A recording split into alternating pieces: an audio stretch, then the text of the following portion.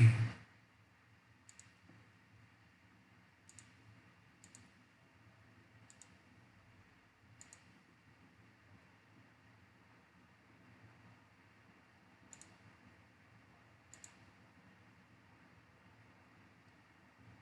So, are my slides visible?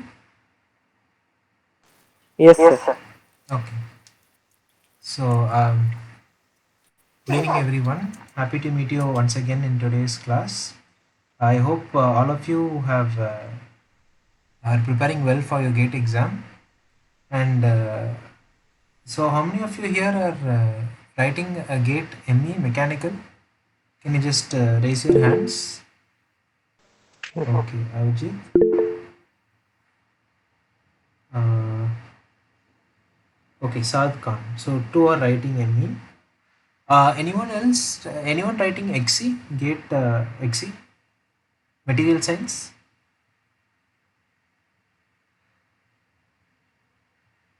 Okay, I think no. Okay, Akash, you are writing XE. Oh, very good, very good.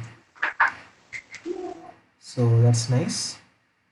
What we will be discussing today will be the more of phase diagrams and ion carbide diagram. Just the basics. I don't know whether we will be able to go for the problems today, but next week for sure we can go for the problems because I think without explaining these basics, I don't think we can go into the problem part. So of course, most of a lot of one marks and lot of match the followings will be asked from the theory that we will be discussing today. So let's go for the class. Um, so summary of the previous class is very short actually. We only discussed regarding XRD and the gate related problems which are in relation with XRD.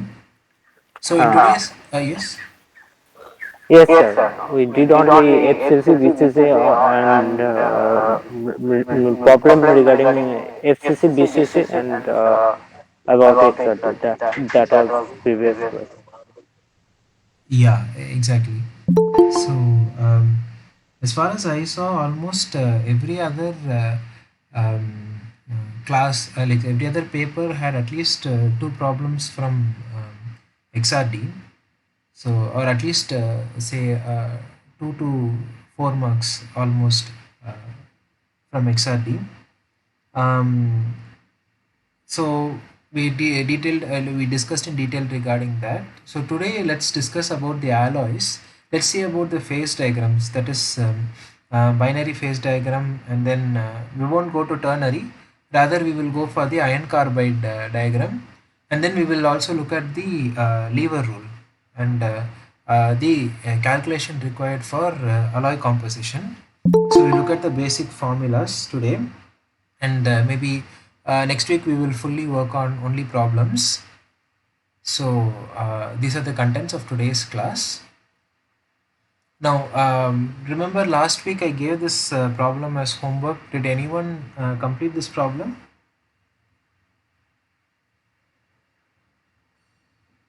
Sorry, sir. Pardon. Just solving right now, sir. Okay, okay, no problem. Okay, maybe I'll give you 2 minutes time. You guys can try to solve this problem. um,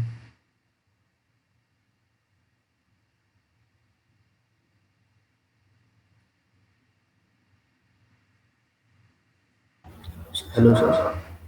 yes, yes. Sir, you have previous recording of the classes till now? Oh, the recording. Oh, yeah, yeah. Okay, I can I share that recording at the end of today's class if it's okay? Yes, sir. Yes, Yeah, I'll share it's you the fine. drive. So the PPTs and the recording, everything will be there in the drive folder. So those who have missed the classes, you can go through that particular drive. Um, okay, so we will start discussing the problem. So here, what? Yes. Should we apply Bragg's law, sir, for regarding that problem? Uh, yes, yes, we do actually. We will be applying Bragg's law. Okay, now since time is running out, I'll just start explaining. So the data that is given in this problem is chromium is given. So that has a BCC structure, right? So that we have mentioned. Then the wavelength is also given. Okay. Um, then what else? The atomic diameter also has been given. Okay. So atomic diameter is actually, we can also take as 2r. Okay. So this is also given. And what else is there? We have to find out the lattice parameter and the first 2 theta peak. Okay, so we have to calculate these two things. So does anyone remember the first diffractive peak position for copper K alpha? Sorry, for BCC. We discussed this in I think 1 or 2 classes before. Yes, yes, yes, sir. At that moment, I can't recall that, but it's too low. No problem. So Sir, yes. two point something. Uh, no problem. I'll explain that. Actually, what it is first diffraction peak, right? Sorry. The first diffraction peak is equal to 110 for BCC. In case this is FCC, what will be the first diffraction peak? Anyone remembers? Yes, sir. For FCC, it might be 111. Exactly. 111. Perfect. So reason why first refractive peak for BCC is 110 is we know the rule, right? The Yes, sir. Yes. sum of H plus K plus L Plus L. must be even. Even.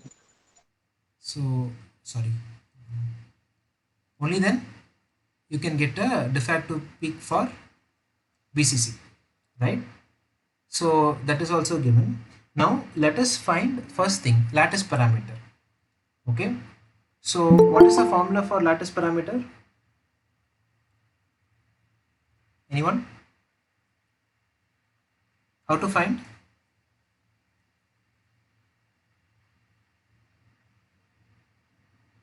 Okay. So now we are dealing with a BCC structure, right? So since we are dealing with the BCC structure, Sir, is it 4 upon root 3 R? yeah, exactly. Actually, it's root 3 is equal to 4r. So if you're taking in terms of r, it will be root 3 by 4 into a, or in terms of a, 4 upon root 3 r, right? Also, another thing what we can do is to make things more convenient, we can convert this 4r in as to d. Can we do it? Sorry, d capital, because other d represents interplanar distance. So just a minute. Can we do this? 4r we can convert to 2d. D as standing for. Sorry, what happened? Okay, I'll write it again. Root 3a is equal to 4r. So let us convert r in terms of d. So if we convert r in terms of d, we will get 2d, right? Because d is equal to 2 times the radius, diameter. Okay, so d is diameter. Okay, now what we shall do is we'll find the sorry, just a minute. A value, right? A is equal to 2 into diameter divided by root 3. Okay. What is the diameter value that is given in the question?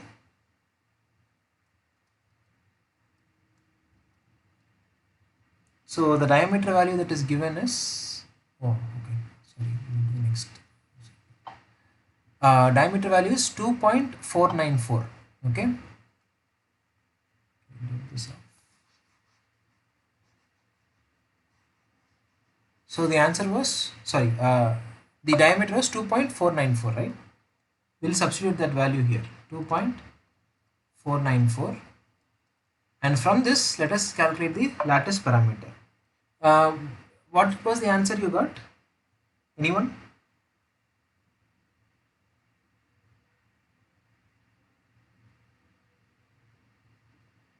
Did anyone get any answer? So just give me a moment. Actually, I'm having bit problem. So just give me a bit. Sure, no problem. 2.88. Perfect. The answer is 2.88 angstrom. So this is the lattice parameter, right?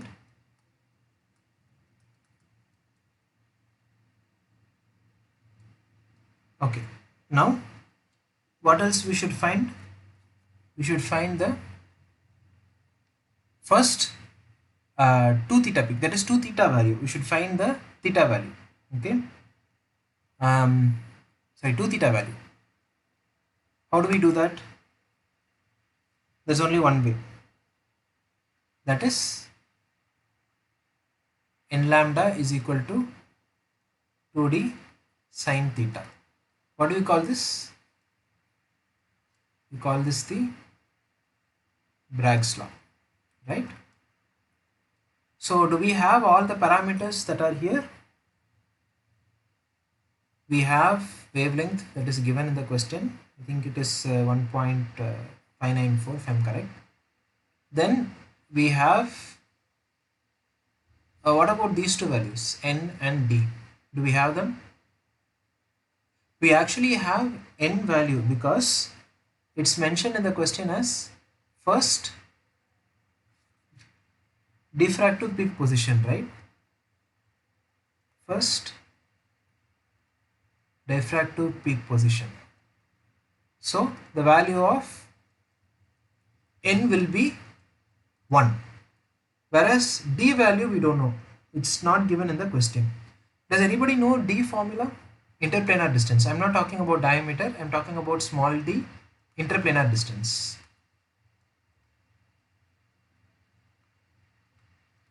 Does anyone know?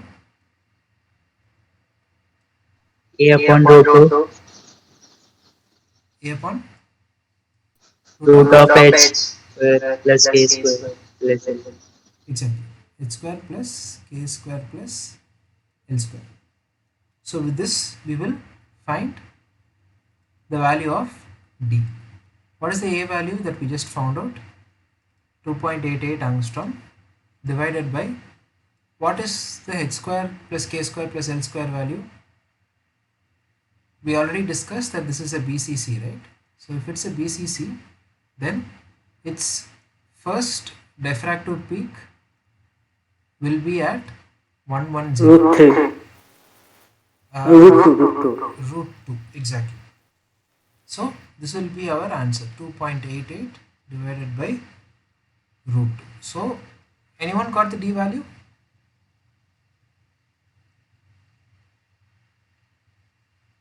Point 1.036. Yes, exactly. 2.036 angstrom. Okay. Now, finally, we have to find out this one thing, theta. So theta is equal to sine inverse of n lambda by 2d. Sorry.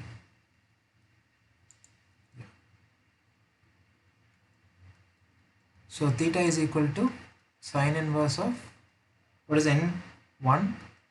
Lambda is Just a sec. 1.54. Okay, 1.54 divided by 2 into d value is 2.036. Now theta value would be, anyone? 22.2. 22.2 degrees. Very good. Excellent. Now we could stop right here, but what it says in the question is find the first diffraction peak position 2 theta. So this is clearly mentioned in the question. So what we should do is this existing answer we should put 2 theta is equal to 2 into 22.2, which is 44.4 degrees. So this is the final answer. So that problem is clear, right? Previous problem. Yes. Yes. Okay. So now let's discuss this one. Anyone solve this particular problem? Calculating the density of copper.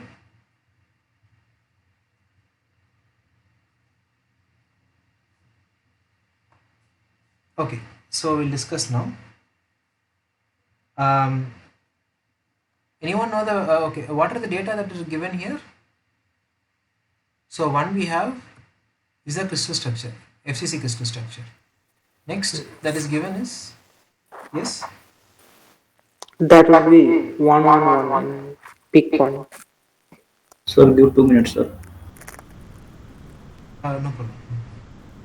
No. Here we are discussing about the big point is finished. This is another question. So Then density. density. Okay, okay, okay, okay.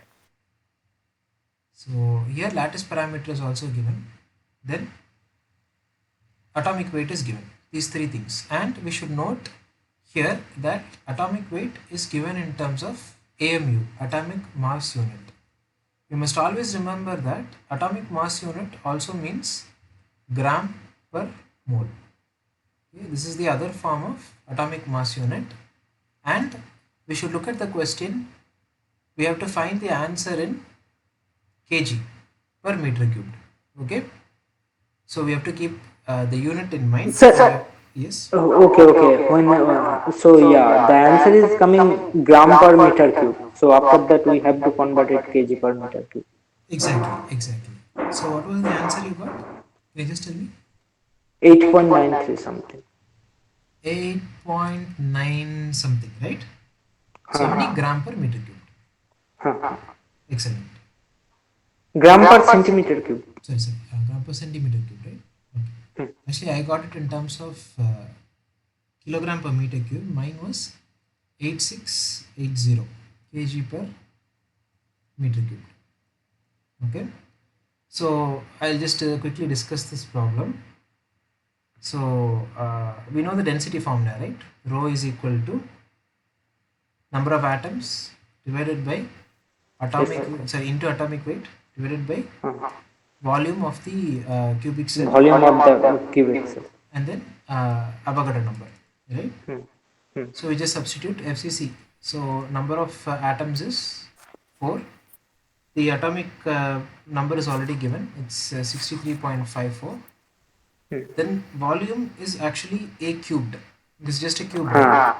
Yes, sir. So a cube means what we have here, 0.365. Lattice parameter is already given. Hmm. So this cubed times Avogadro numbers we know, 6.023 into 10 power 23. Okay. Now what we do is we just substitute all the values. Okay. So I think when you okay, here again what we should do is we should divide this value by 10 power minus 3. So that finally we get the value in kg per meter, Kg per meter cube. Hmm. right? And here also we should not forget that this is in terms of nanometer, right? But we want the answer in terms of meter. So we have to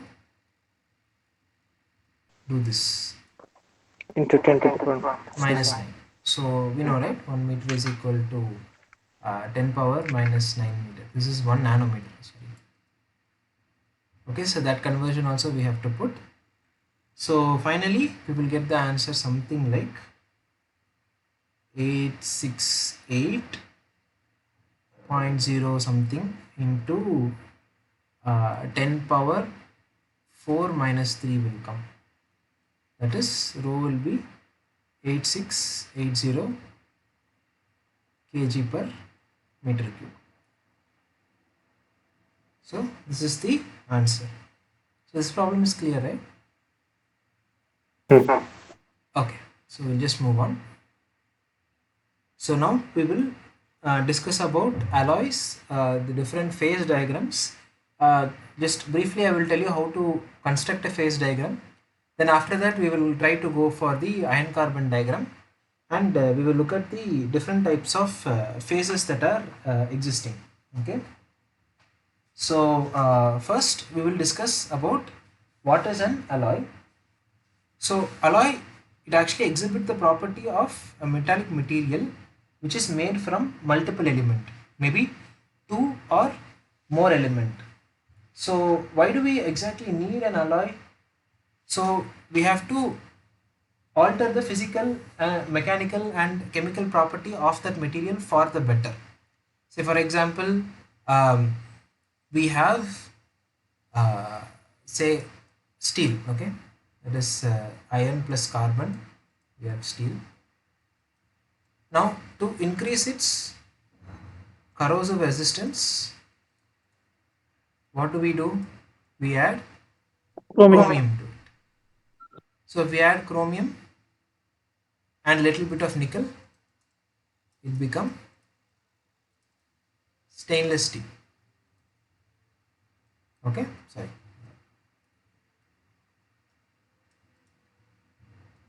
So we have to make the physical, mechanical and chemical property of the material better. That's our main idea. So some of the alloys example are given. Please remember this. This may be asked as 1 mark. So bronze means it's 75% copper and 25% tin, and brass is 70% copper and 30% zinc. So remember this. This is very important. And also remember this, stainless steel is also known as chrome nickel steel, because you have steel to which 18% chromium is added and 8% nickel is added. I think this particular question was asked in GATE 2003 production engineering. It is P&I, production industrial engineering. So this was asked. So please keep these points in mind. Okay. So for elements, two elements to combine and form an alloy, you need to have they have to follow this Hume-Rothery rules. I think you might have already gone through this Hume-Rothery rules. So they may ask sometimes reasoning questions like 2 marks from this. What they will do is they will give 3 of these statements, correct statements, and one they may give a wrong statement, and then they will ask which of this is the wrong statement. So or they may give 3 wrong statement and give 1 right statement. So one of these 2 questions will be asked from Hume-Rothery rules. Chances are high. So the question is if the following criteria is satisfied, an alloy can be formed. What are the criteria? First is the atomic radii should be within 15%. Okay, so if we have B should be 0.15 of A maximum, beyond which it won't be alloy anymore. It will become an intermetallic compound. Okay, so that is the first criteria. Second criteria is that atoms should have the same valency. Okay, the valency or valence electron should be exactly the same. right? Yes. And then the crystal structure must be same. So if it's BCC, it should be the other compound also should be BCC. If it's FCC, the other should also be FCC. Next, the electronegativity must be similar. I mean, not exactly same, but more or less. Say, I think it's like plus or minus 2. I think plus or minus 1 or 2, I guess. I don't know exactly, but this is the maximum it can go. Beyond this, any electronegativity exceeds means we will not be having a proper alloy. Okay. So what is the phase diagram? So it is just like a map, okay, which gives the relationship of phases at different, with respect to temperature, pressure, and composition, right? So usually we will study with respect to temperature maximum. In As you go higher and higher studies, I mean, if you are coming in for material science and all, you will be studying with respect to pressure also.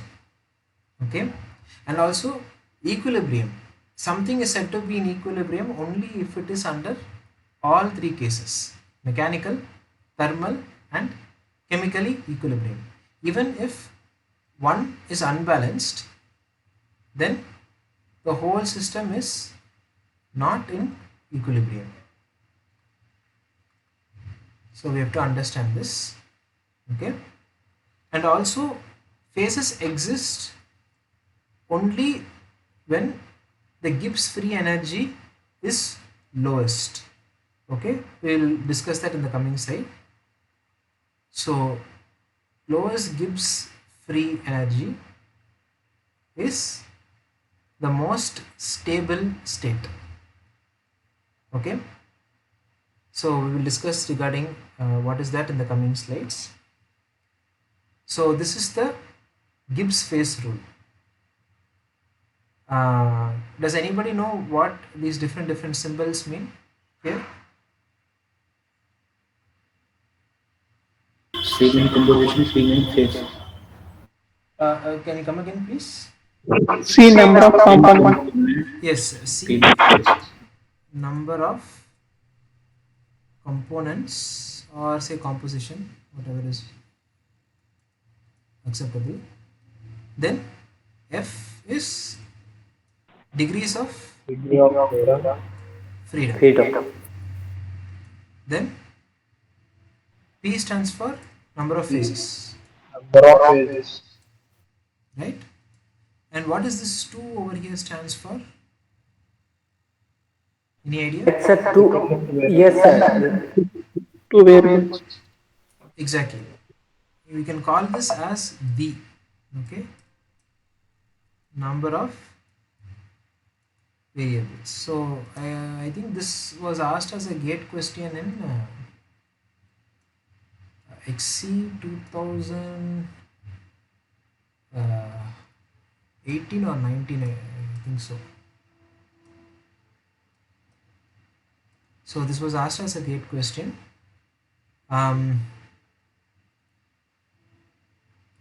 Does anybody know what this is? Sorry, I forgot to mention.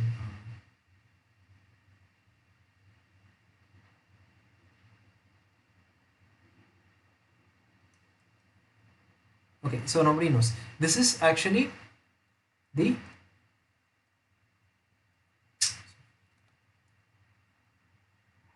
phase representation or diagram of water.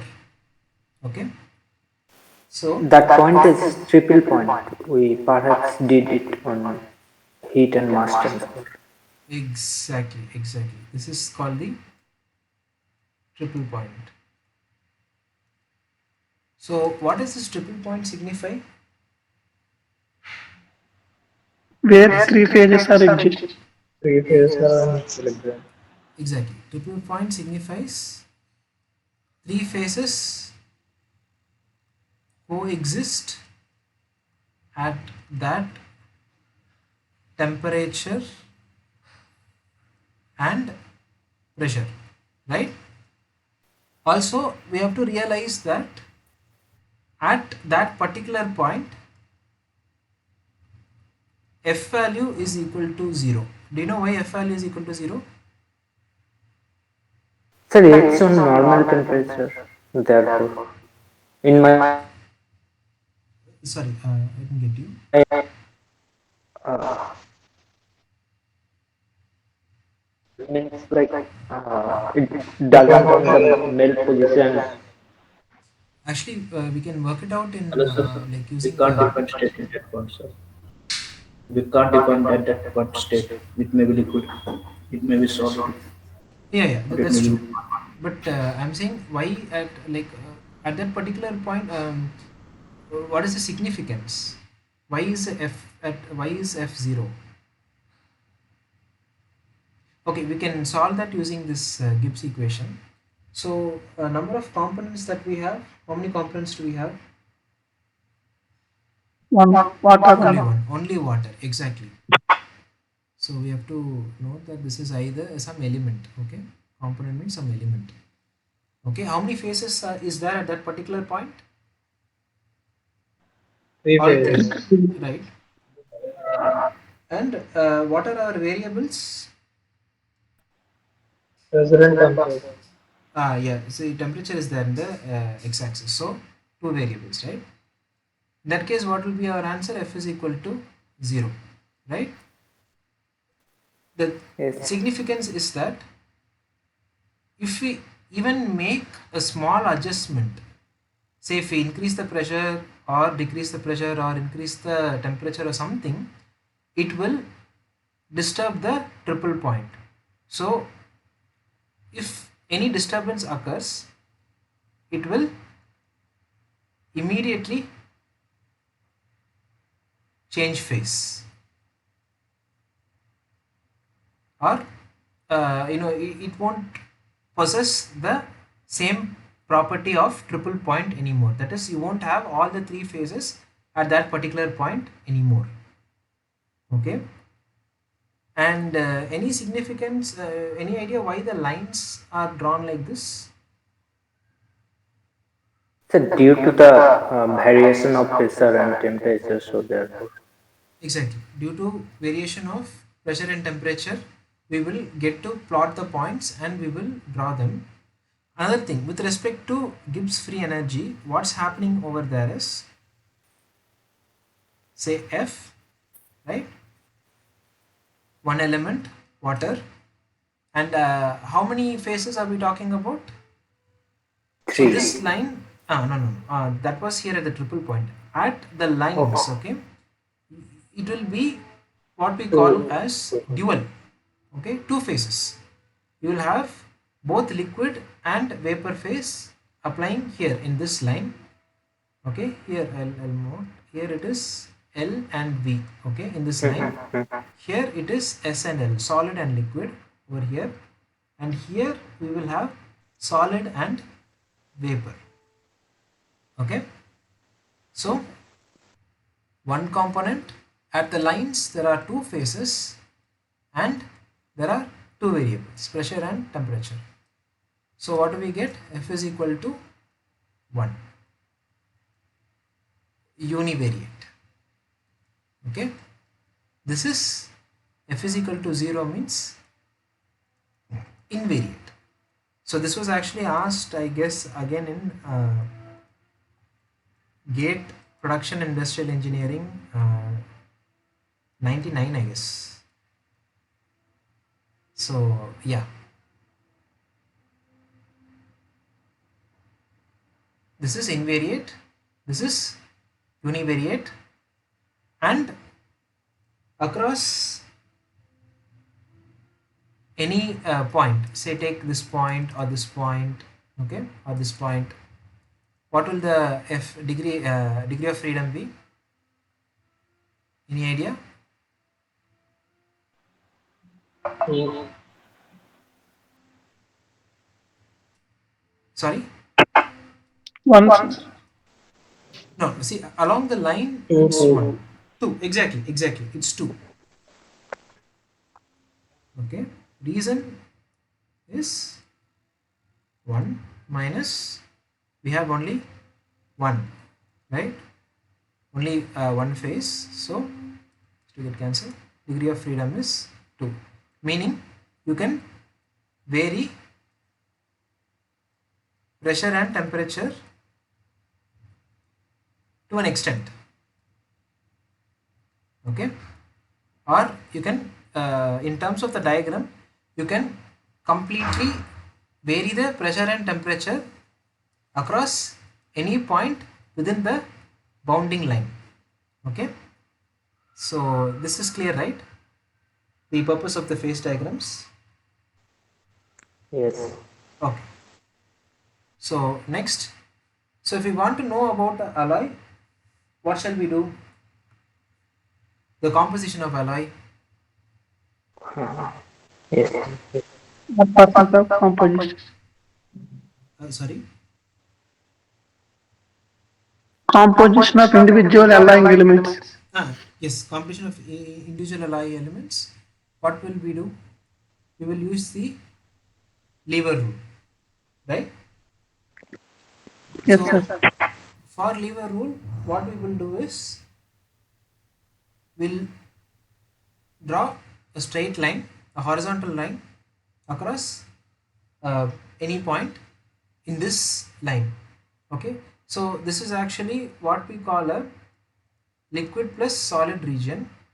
Above this will be a liquid region and below this will be a solid region. So this is the region of mixed phase, right?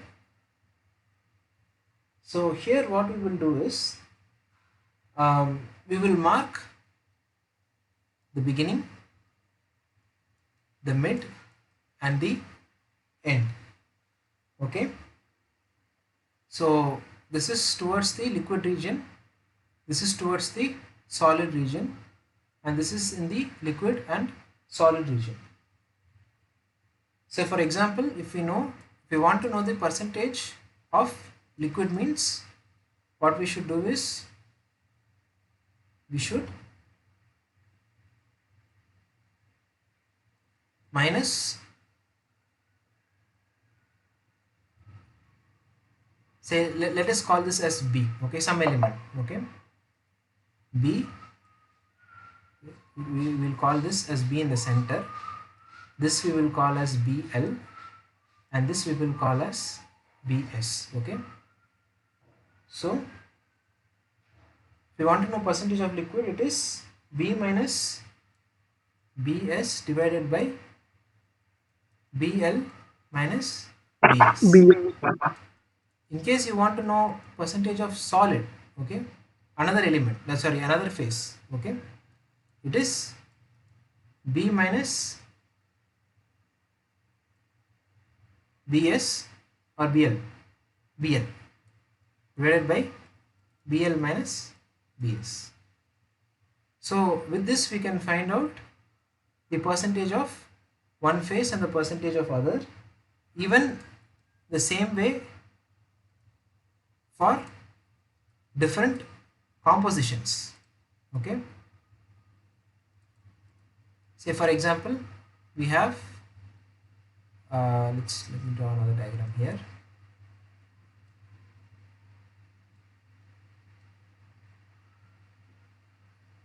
This is the L plus S, this is liquid, this is solid, this is L plus S line. Then let's draw a straight line over here, okay. So let's take this element as A and this is B, okay. Here A is 100%, somewhere in the middle it is A 50 and B 50, B 100% over here, and A is 0, okay. Here B is 0, right? So to find out the composition of A and B, what we will do is again same procedure, right? We can take this as A, we take this as X in the middle, and then we can take this as B. So if we want to find out the percentage of A, then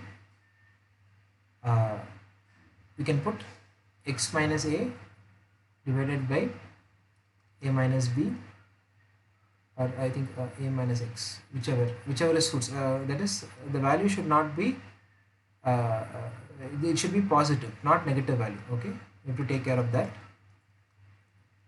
Then percentage of B is uh,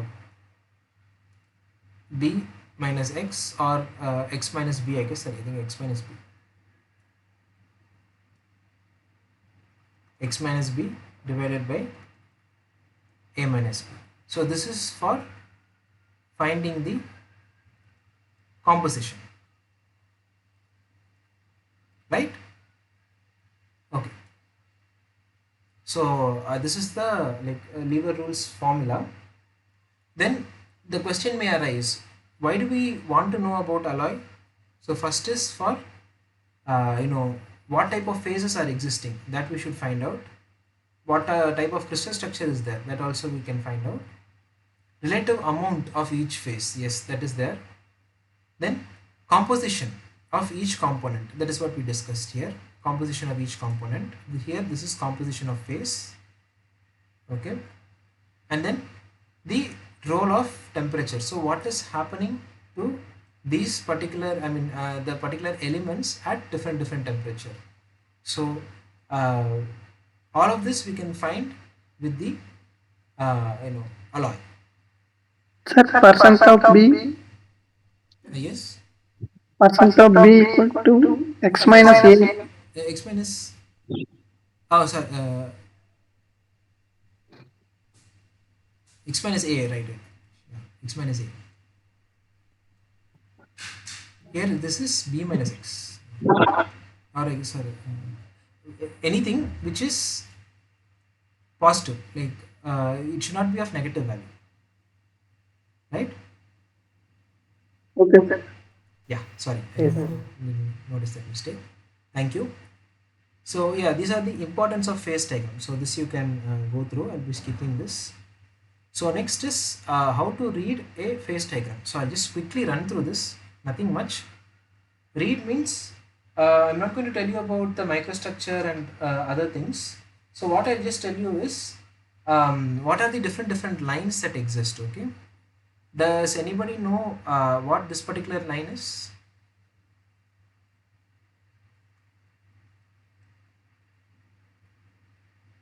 Any idea?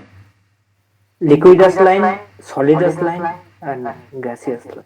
Exactly. This is liquidus, right? Yes, Which is solidus? that alpha one.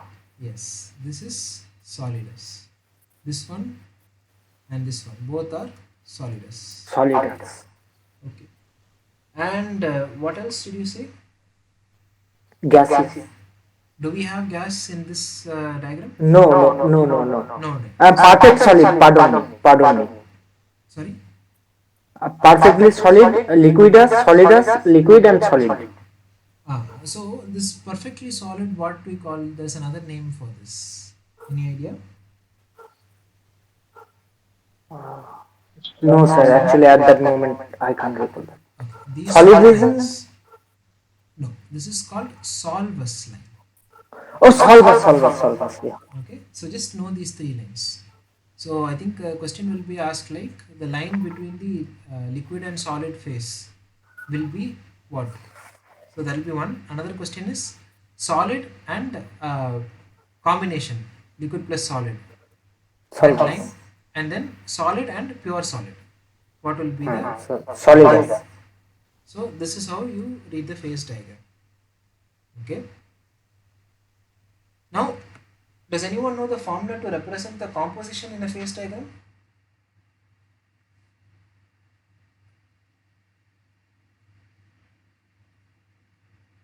Okay. Say for example, we have element A, element B, okay, and its wide variety of compositions. To find the atomic percentage of a particular element, say atomic percentage of So that is indicated by T%, sir. by No, actually I am asking, is that indicated by T percentage? Like T weight percent or like that? okay, weight percentage. Yes, we can take it as weight percentage, right? Yes. So how will you do you know the formula for this? So the formula is simple. Okay, it is Actually, at that moment, I forgot that. no problem, no problem. Weight of A. Okay, whatever is given in the problem divided by atomic weight of A, right? Divided by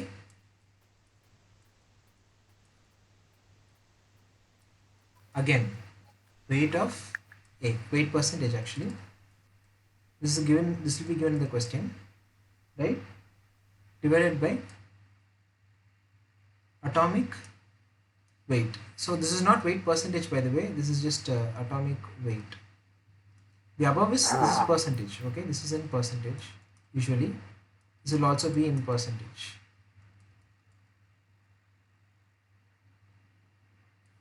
Atomic weight of A divided by sorry plus weight of B divided by atomic weight of B. Right? Likewise, you can also find atomic percentage of B. That is atomic means weight percentage of B using this same formula. The only difference is denominator will be the same. Numerator will be weight percentage, sorry, weight percentage of A divided by atomic weight of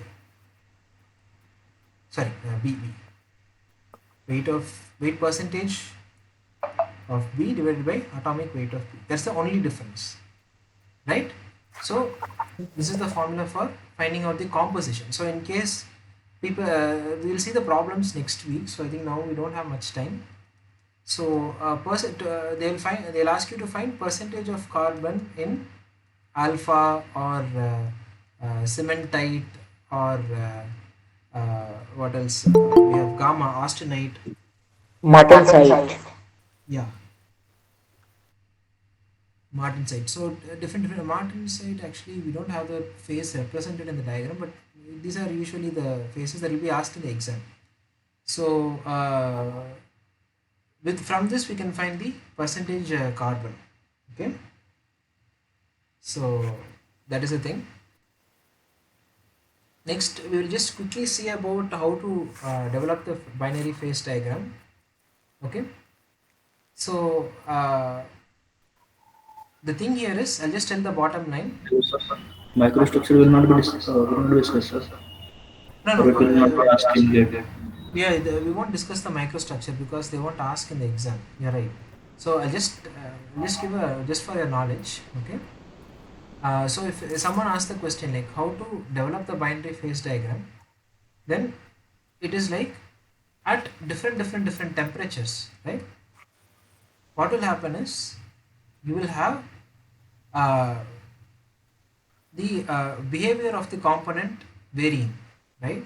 Say for example, we have component A, okay, and this I believe belongs to component A. Sorry, this line alone, okay. With change in temperature, what is its phase? Okay, if that is recorded, it will come like this. Then this is for component B. Okay, this is A, this is B. So this is how we usually note, that is in one way. Another way is we will use the Gibbs free energy. We already discussed, right? The point where the Gibbs free energy is the lowest, that will be taken into consideration as the stable phase. So here we are just noting the different values, but here what we will be doing is we will take the Gibbs free energy of each state, and then we will plot, say at temperature T1, right? What is happening is the Gibbs free energy of liquid is greater than that of solid. So here only liquid state is existing. Temperature T2 also same story, but it's slowly starting to merge. Temperature T3 both are very close. So what is happening is, um, initially it is in liquid state, right? Because here the Gibbs free energy of liquid is dominating, so it's in liquid state. Then beyond this, what is happening is, uh, the Gibbs free energy of solid state is becoming lower. So this is slowly turning from liquid to solid. Okay, and then finally it is completely Sir, converted are to they solid. Yes. are they congruent melting line? Yes. This must be it. Sorry, just give me a minute. Just a second. Anthony, I'm in class. Can I call you later? Sorry, I'll just call you 5 minutes.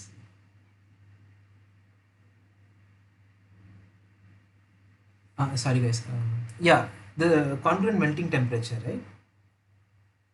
So this is it. Like, we are determining the Gibbs free energy, whichever is the lowest.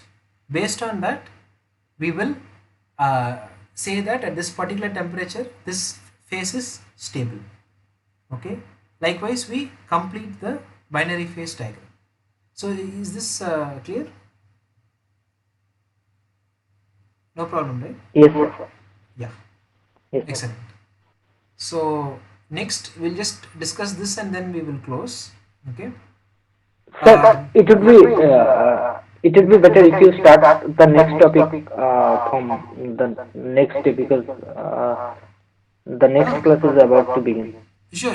Okay. Then I will do one thing. Instead of just giving all these graphics, I'll just uh, compress everything to single PPT. Like what is eutectoid, what is eutectic, and peritectoid, and syntactic and monotectic. Because this will be asked as a either match the following or 1 mark question. Sorry, or two, definitely 2 mark question. Either match or it can be like choose. So this is quite important. After this, we will directly go to ion carbide diagram and the problems. So is it okay, guys?